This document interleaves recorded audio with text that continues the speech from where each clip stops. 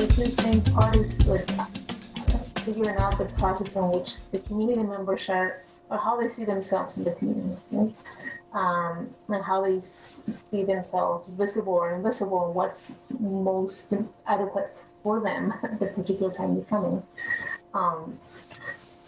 Really to think is just about creating space. I don't think there's been spaces, that are able to sustain a multilingual conversation, right? When we have to kind of learn to be like, we have to translate. Wait, we have to do, and we haven't done that. And I think unless that's kind of clear, people are not gonna they participate because there's not a communication going, right? Yeah.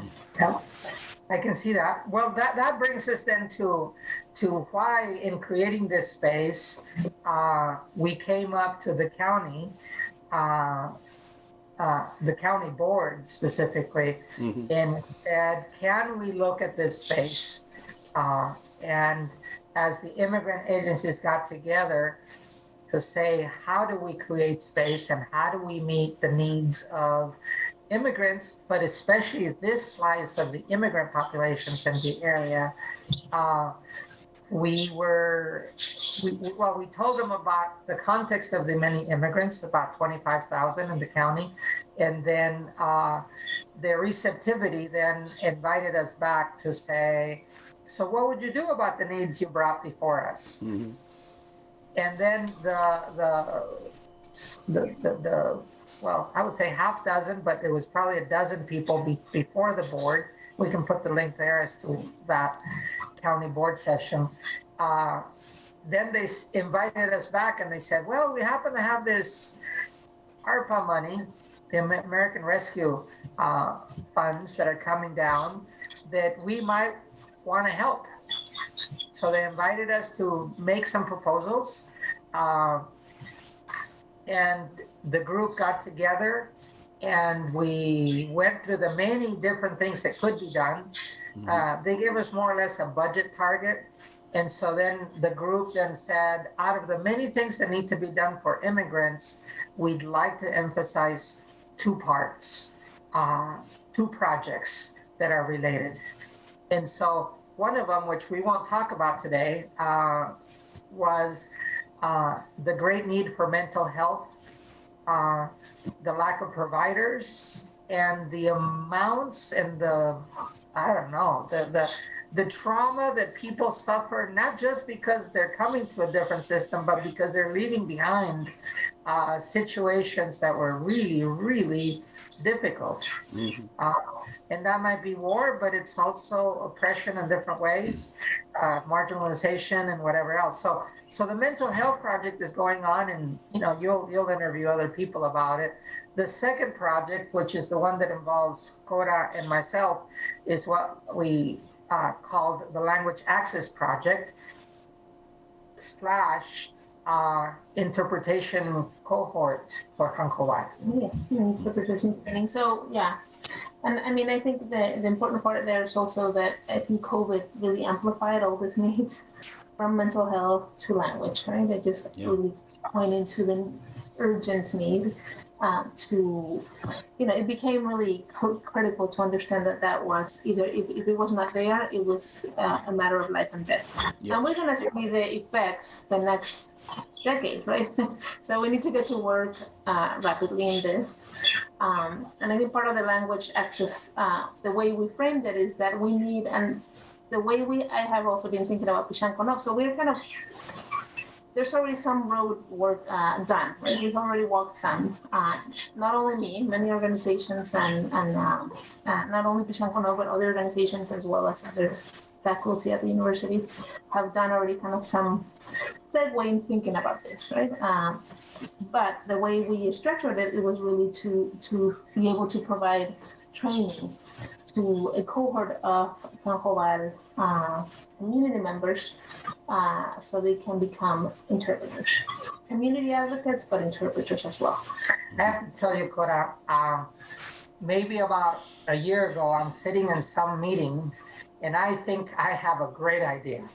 So I write it all down. It was one of those meetings in which some things are more interesting than others. Yeah. But I saw the situation and I said, oh man, this is going to be good.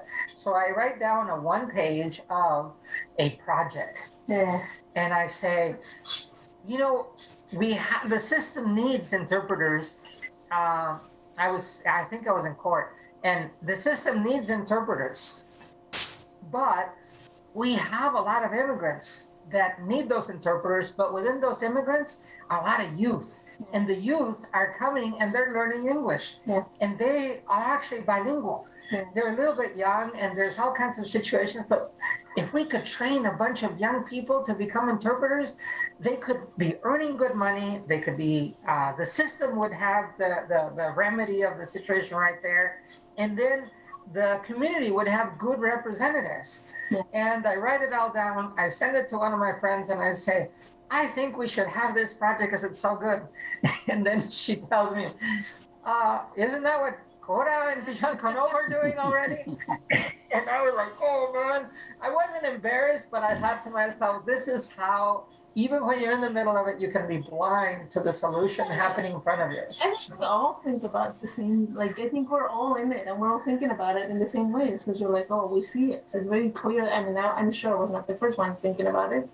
I was years behind you. Let me just say that. You know how this came to be is because other organizations across the nations that are indigenous are doing the lead, right? So Yeah. it's just like you're watching other communities, cities, now Los Angeles, New York, you know, that have already advanced this because they have a more concentration and a complicated concentration of different language speakers that have established, way steps ahead of us, right? Well, but in Really this kinda- case, I must say, your plan to do the trainings and to turn these individuals into interpreters, universities tried to do this, but I was part of a department that had an interpreter section. You know, we had 3 or 4 faculty, Yeah. and they had enough students, and they ran the interpretation program, but it would take 2 to 3 years for somebody to graduate as a certified interpreter. Of course, that was in French. Well, we used to do it in French and Portuguese and Russian and Mandarin. And I think to myself, that's not what we're talking about because there are no 4 faculty dedicating all their time to this. I mean, that's not what we're talking about because it's not led by university faculty. Okay. That's precisely, I mean, I think that's what we're trying to, I mean, I'm not saying that it's successful at all points. I think part of the idea that grew out of many people, including community members, is that it really needs to be grown out of the community itself, right? And we just a support team. Okay. So, and that's also what we have seen that has been successful across the nation. So it's kind of following that lead that we think then it becomes a very unique project because it's not going to be replicated elsewhere because the community here has its own particular needs, own particular vision, own particular economic situation, right? And then we have, a university that's supporting, we have a county that's supporting, and that kind of creates a great synergy in really hope. But in that synergy, there are parameters that need to be met because the system requires it. So can you give for the system a description of the project? Maybe more academic or more planned, because we know there's fuzzy edges. If we're going to walk with the community. Okay. But let me explain this. I mean, let me backtrack. That's my Spanish. It's not okay. There's not interpretation. There's not a training program for indigenous. There's not an official certified place where you can get a certificate for indigenous interpretation, right? Or any of the Americas languages, right? Indigenous languages. There isn't because there isn't. No university, no organization. It does not exist anywhere. Yeah. Okay. It exists through these community organizations that have been working on it. Right? Okay. So they have created assessment plans on their own, and they have put their own networks to use to solve their language access. Okay, so your trainings, as you're describing, is validated by the network of organizations, and that is the highest that exists. That you can find. So I mean, these are the people we're working with, which is Cielo, are the ones that have been doing it for at least 20 years. Okay. So it's what we have is that history and that success, right? Together with that, I think what we are also, we're fortunate to have other linguists, be part of this program by training the Canjoval communities to write Canjoval. The situation is, so to explain a little bit, is that not many learned how to write Canjoval. Not many from the Hankowan community. Not many speakers know how to write it. This is, colonialism. This is the Civil War that they lived in the 80s. This is the stigma that there is with speaking an indigenous language. The younger communities that are arriving are probably the ones that best know how to write it because of legal shifts that happen in Guatemala, where they now they have to teach them how to write Their own language, right? The different Mayan languages. So there's a system in place now, and you can talk about successes or not, but the younger generation knows more or less, and some do it perfectly, how to write Canjoval. If you go back generations, right? So you start, talking about older people, they, if you start going, 15, 20, they probably know how to write it. And if you keep going up, it starts getting people write it less and less and less, right? That's a regular literacy situation. Yeah. That is, many languages were not codified until the last couple of 100 years, and therefore there was no writing system. Now there is, and eventually all the generations learn how to read and write it. But at this moment, we're in the moment where we need to, provide this infrastructure to allow for that to keep going. The system has been developed for writing it. There's a system. There's a system that Guatemala adopted, the government of Guatemala, that really systematizes Canjoval. So it's not that everybody's going to write them however they want to. There's a system and there's an alphabet that they approved, and everybody's kind of sticks to that. The level of knowledge is very different according to generation, access, whatever situation they were in, if they went to school or not. So the idea then is to have also a linguist that is a Canjoval speaker and member of the community that's coming to give us trainings for the interpreter, but the community at large as well, right? Those are workshops for everybody that is a Canjoval speaker, but it also has a section that really is gonna teach the interpreters how to think about translations, right? Good. So to summarize, then there is a cohort that you're recruiting for, that they should speak Hankoval, and then maybe another one of the languages, English, Spanish. English or Spanish, ideally the three. Some speak the three, and some speak four. So they would come and be part of the group, and they would be taken through different trainings, national, if you will, terminal degree kind of, because that's the highest that there is. They will be trained by them, and then at some point you give them a certificate that says you're an interpreter. Is there any other components to say these are the best interpreters we could produce? I mean, this is a very slow process because the needs are great, and the community, the cohort, which we don't have determined yet, we're in the process of recruiting. It will depend on what the level is, right? You can have great interpreters that are not necessarily do not necessarily how to read and write well, but are fantastic at understanding those translations. You guys see kids that are so good at that, they just go back and forth, yeah? So they need a particular development of certain skills, right? But they already have the skill of rapidly understanding how to translate the message, right? Okay. And then you have others that are great at thinking about the writing system. So you will have many different, and imagine we're going to have very different levels and different types of skill levels and knowledges. And so we'll work with that. But the main kind of way we're thinking about it is to have a certain amount of hours, like 120 hours of training in relationship to skills, in relationship to skills of interpreting, the very specific skills of interpretation, the ethics code, all that goes into being a good interpreter, and a solid one.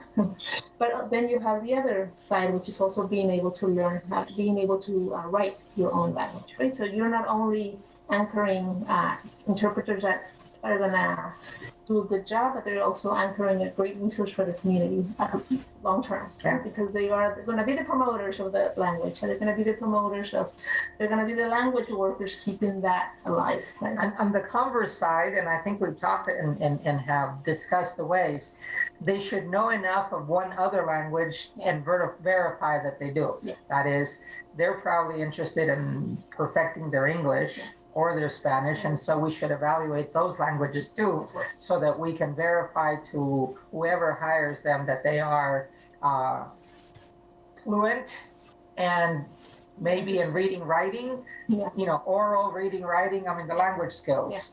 Good.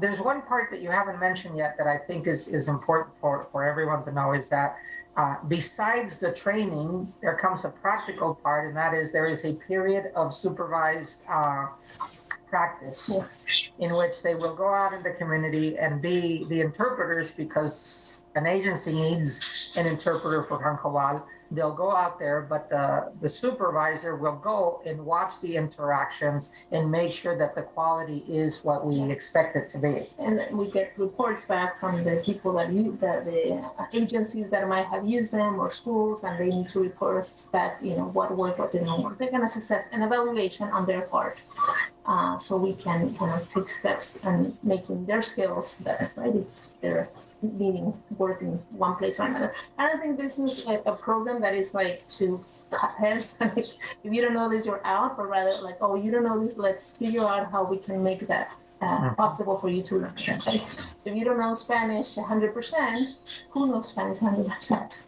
Yeah. Who knows English 100%? We all need work all the time. So, but we need some kind of level marking what that might be. You need a marking to do a good job. And actually, after the year grant, we might have people at different levels, but they'll know where they're at. They might know what their next step is. And if the funding doesn't carry through, we have jump-started through this a cohort of learners. And I think part of it is also like we will come out with very strong interpreters that are ready to go to the court and then we might have a second level of ones that still need a little bit more work. Right? Yeah. They might be able to do the community interpretation, right, at a meeting. In an assembly we want to, but not necessarily the medical or the legal, right? They might be able to do, they may be able to be in a parent-teacher conference, not in a specialized one, just a general one. So we can have those conversations of where to situate them according to level. Good. We'll have those levels. There is, Tom, and the other part that we haven't talked about this, the project is, so we have the Hancoval Interpreters Academy. Yeah. I just made up a name now. We're willing to come up with something, a good moniker. But we have the other part, which is the language access plan. Mm-hmm. And that's the part that, while it's easy to see through it, it's also has been easier to forget. Yeah. Why did we pick Hancoval? Well, because we all agreed that we have a great need for interpreters in Hancoval because bad situations are happening. Yeah. But how does an agency or a government branch decide which language to pick to translate their documents or to have an interpreter for? How does a frontline person, the receptionist, when somebody walks in and they have to at least interface with in every language speaker, because you never know which one it is, and how do you interact with them to assess why they walked into my office?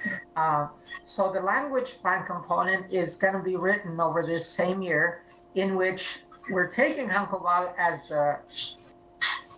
the zeroed in training, but we have Pashtun speakers arriving right now. We're going to have Ukrainian speakers probably arriving soon. And within the year, there will be something else in the world. And we are a very friendly community, both to just as a magnet, people like champagne. In Santa Eulalia, they know champagne exists. We're somebody. And so that means that people from other places might also come.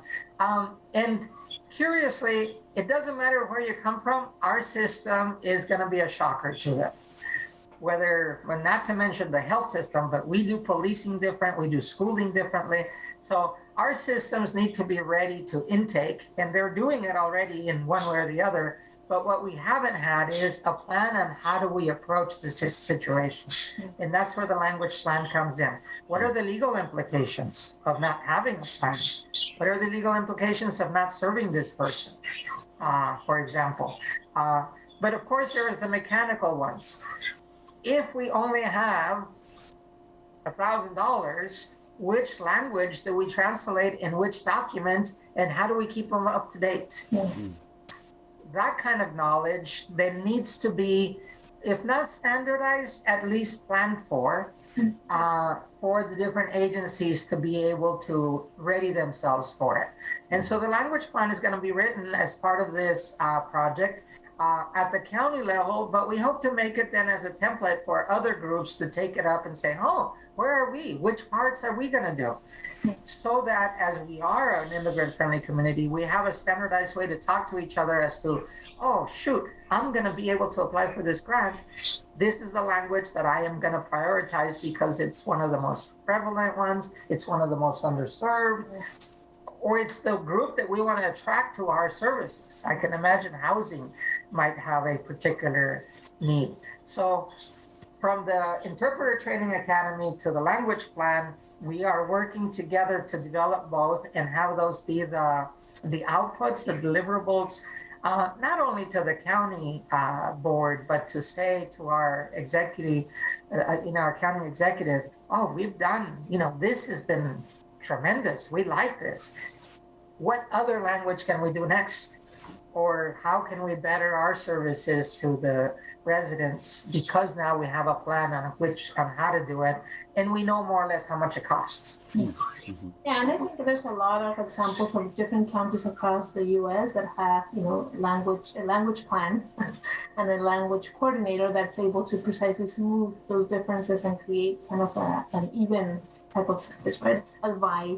Advise organizations, advise agencies, so it's not, everybody doing whatever they want. Like, this is what we should, we all agree that should be the way to do things, right? To solve these problems. I think we have, that's part of the main idea, is to be able to provide that. And I hope, we become that county that is ready to do, to take this work seriously in that one, and that we can provide to all languages and to all communities what they deserve. Yeah, as a backdrop then to that, and I guess to put a frame around it, these activities were proposed under what we call the Champaign County Welcoming Plan that was delivered last September, October last year to different sectors of the community. We should put that in the notes. And then while it turned out to be the immigrant agency to petition this, there's all kinds of allies that have drafted the welcome plan. But to name the other people that are going to be part of this series, then Pishan Konov, we have the Refugee Center, we have the Immigration Project, we have the New American Welcome Center, that are all being, doing different parts of it, but we all agree these were priorities for us.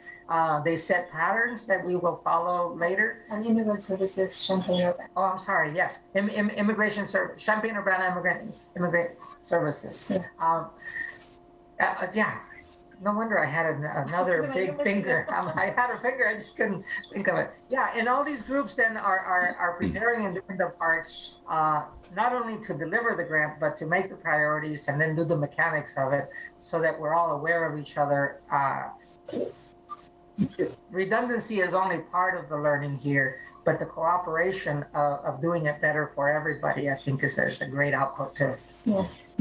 I think we've all been thinking about this question, so now we're doing it together. So I think that's what makes it powerful. We all have different skills and different knowledges, so the welcoming plan. Yeah. So I just think not all cities have a welcoming plan, and I think I commend that in that that's the path. Yeah. And we need to follow it, and we need to read it seriously, and we need to kind of engage as agencies, as government, to really create that community that we kind of envision ultimately.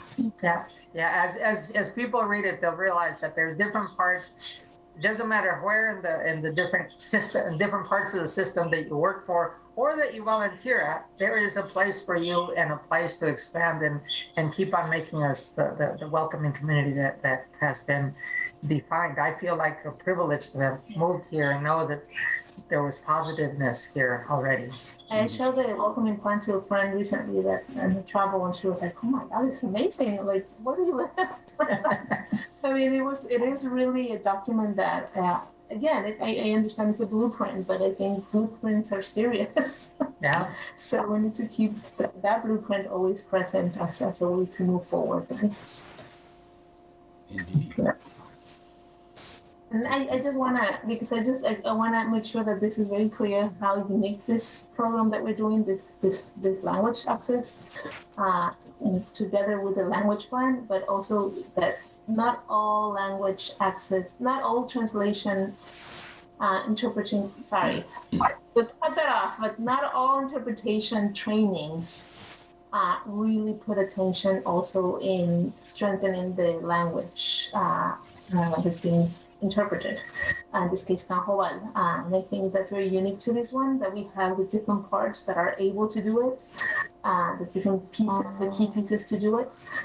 So I hope that becomes again a blueprint. This language access becomes a blueprint for other communities. I'm hoping, the Lingala communities, it's like, oh, let's, think about it in that way of creating language workers to promote, to sustain, to, make space for, like you said at the beginning. Make space for the Lingala community. I don't think, I think all of the communities that are here, right? How do we make space for them, and how do we create, programs that are not only about the skill, but also one that is going to be long-term benefit for the community as we move forward. As we walk alongside the community. I like that language.